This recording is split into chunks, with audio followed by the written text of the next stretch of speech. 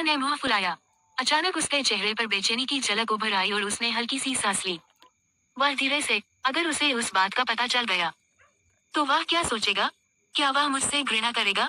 यह कहते हुए उसने अपने होंठ काटे और अनजाने में अपना हाथ अपने गर्भ पर रख लिया। अभिनव मुस्कुराया और बोला, पगली बहन, निश्चिंत रहो। मयंक को यह जरूर पसंद आएगा। सिया ने अनिश्चित नजरों से अभिनव की ओर देखा और पूछा, भैया तुम्हें यह कैसे पता? अभिनव जोर से हंस पड़ा। उसने सिर हिलाया और उसे समझाते हुए कहा, तुम उसकी बचपन की सखी हो। तुम दोनों साथ बड़े हुए हो। दूसरे लोग तुम्हारे रिश्ते को शायद न समझे, लेकिन क्या तुम खुद उस पर भरोसा नहीं करती? इसके अलावा एक कल्टिवेटर के लिए जो स्वर्ग से शक्ति चुराकर सर्वोच्च ताकत हासिल करता है, उसके लिए संतान प्राप्ति अत्यंत कठिन होती है। जितनी ऊंचाई पर कोई व्यक्ति पहुंचता है, उतना ही कठिन हो जाता है। इतनी जल्दी उसका बच्चा होना तो खुशी की बात है। क्या तुम्हें लगता है मयंक इस पर नाराज होगा? सिया की आंखों में चमक उभर आई। उसकी रत्न सी आंखों में हल्की लहर सी उठी, जिससे वे और भी गहरी और ऊंची लगने लगी। कुछ क्षणों बाद उसने सिर हिलाया और उसके चेहरे पर मुस्कान लौट आई। वह बोली, भैया तुम सही कह रहे हो। अभिनव ने मुस्कुराते हुए प्यार से उसके सिर पर हाथ फेरा और कहा, जो भी हो, मैं अपने भतीजे के जन्म का इंतजार कर रहा हूँ। हाँ, और हाँ, मैंने तुम्हें बताया नहीं, पिता को भी ये बात पता चल चुकी है। क्या? सिया डर से उछल पड़ी। उसका चेहरा शर्म और गुस्से से लाल हो गया। वह हुए बोली, भैया तुमने सबको बता दिया? अब पिता मुरझाए। अभिनव हंसा, पिता तुम्हें बिना वजह क्यों इन? सच कहूं तो वे बहुत खुश है। सिया ने अविश्वास से आंखें फैला दी, सच में? अभिनव ने जवाब दिया, बिल्कुल। नहीं तो सोचो, मयंक को कैसे फॉरबिडन वैली में जाने और फॉलन गॉड कर्स समारोह में शामिल होने की अनुमति मिली। भले ही उसके पास ब्लड सोल क्रिस्टल इकट्ठा करने की गुप्त कला है, पर इस अंतिम और महत्वपूर्ण समय पर उसे बाहर भी रखा जा सकता था। सिया धीरे से, मतलब पिता का इरादा? अभिनव मुस्कुराया और बोला, स्वाभाविक है। पिता जानते हैं कि उन्हें पोता मिलने वाला है, इसलिए अब वे सच में मयंक को परिवार का हिस्सा मानने लगे हैं। क्योंकि हमारी कल्टिवेशन शक्ति फॉलन गॉड कर्स से टकराती है, हम घाटी के पास नहीं जा सकते। लेकिन मयंक की नसों में ब्लड बर्निंग क्रिस्टल का रक्त है, इसलिए वह कर्स के समीप जा सकता है। अगर पिता इस अवसर पर अपने भावी दामाद का सम्मान नहीं, तो कौन बढ़ाएगा? यह सुनकर सिया के चेहरे पर राहत और खुशी की झलक उभरी।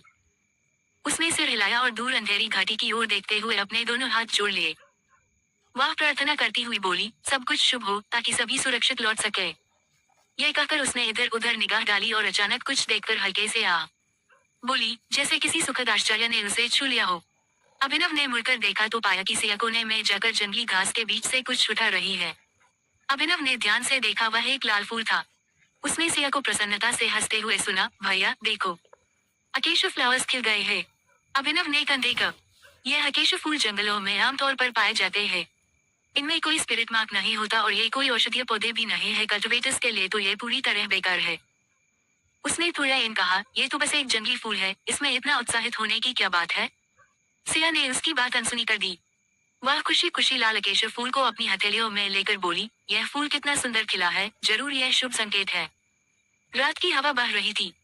उसके गोरे हाथों में रखा वह लाल अकेशा फूल हल्का हल्का कांप रहा था, जैसे कुछ फुसफुसा रहा हो। मयंक मिस्ट बैरन लॉस्ट वैली में प्रवेश करता है। शुरू में रास्ता तो पर्वतों के बीच से जाने वाला मार्ग था, पर जैसे जैसे वह आगे बढ़ा, रास्ता चौड़ा होता गया। अजीब बात यह थी कि रास्ते में कहीं भी प्रकाश की एक किरण तक नहीं थी, चारों ओर घना अंधकार फैला था।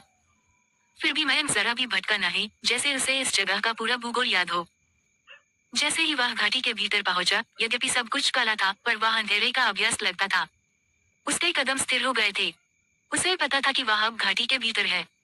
किसी रहस्यमय कारण से यह कोई भी आध्यात्मिक घास नहीं उगती थी। यह बस सामान्य जंगली घास और पेड़ पौधे थे। अकेशा फूल जैसे जंगली फूल यहाँ आम थे। शायद यही वजह थी कि यह घाटी कल्टिवेटर्स की नजर में इतनी बंजर लगती थी, इसी कारण इसे बैरन वैली कहा गया। मयंक ने दूर देखा, घाटी के बीचों बीच एक आग जल रही थी। घोर अंधकार के बीच वह ज्वाला और भी भयंकर और चमकदार दिखाई दे रही थी। उसने गहरी सांस ली। जब वह कोई नहीं था, वह थोड़ा घबराया हुआ लग रहा था। उसने ध्यानपूर्वक उस दिशा में देखा, फिर गहरी सांस छोड़कर अपने चेहरे पर शांति लौटा ली। उसके बाद वह तेज कदमों से उस प्रकाश के स्रोत की ओर बढ़ा। रात के आकाश के नीचे घाटी में एक अजीब सी अदृश्य लहर फैली हुई थी, रंगीन पर हर जगह मौजूद। जो भी उसमें गिरता, उसका दिल तेजी से धड़कने लगता, जैसे किसी अदृश्य भयानक शक्ति के प्रति आदर और भय महसूस हो रहा हो। वह ज्वाला घाटी में जल रहे एक अलाव से निकल रही थी। पर यह आग लकड़ी से नहीं बल्कि विचित्र चीजों से जल रही थी। हड्डियां, फर, अत्तर, अजीब आकार की जड़ी बूटियां और सबसे भयानक मांस के लाल लाल टुकड़े। सब कुछ धीरे धीरे उस ज्वाला में जल रहा था। अगर कोई पास जाता तो देख पाता कि उन जलती वस्तुओं पर स्पिरिट मार्क जैसी रहस्यमय आकृतियां और जो शक्तिशाली तरंगे उत्पन्न कर रही थी। अलाव के पास एक 3 मीटर ऊंचा लकड़ी का पट रखा था जिस पर देवताओं और आत्माओं वाले वृक्ष की कक गई थी, बिल्कुल वैसा ही जैसा मयंक ने पहले देखा था। अलाव के पास 3 वृद्ध बैठे थे। बीच में बैठा वृद्ध साधारण दिखता था, परंतु उसके चेहरे पर दिव्यता की झलक थी, मानो वह कोई अमर हो। उसके चेहरे में अभिनव से कुछ समानता थी। उसके बाएं एक मोटा और गंजा वृद्ध बैठा था जिसकी सफेद गालों तक लटक रही थी।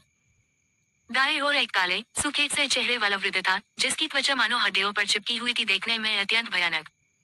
मयंक आगे बढ़ा और झुककर बोला, तीनों बुजुर्गों को प्रणाम। तीनों ने एक साथ उसकी ओर देखा। सामान्य दिखने वाले और मोटे वृद्ध ने सिर हिलाया, पर सूखे चेहरे वाले काले वृद्ध का चेहरा सख्त हो गया। उसने व्यंग्य से कहा, वे तुम्हारा यह लड़का किस अधिकार से गॉड फॉर्मेशन में बैठ सकता है? क्या मयंक सच में इस भयावह अनुष्ठान को पूरा कर पाएगा? क्या उसकी किस्मत आज ही बदल जाएगी, या फिर किसी अनजाने शत्रु की चाल शुरू हो चुकी है? जानने के लिए सुनते रहिए हिडन हेवंस, सिर्फ नोवे सीरीज पर।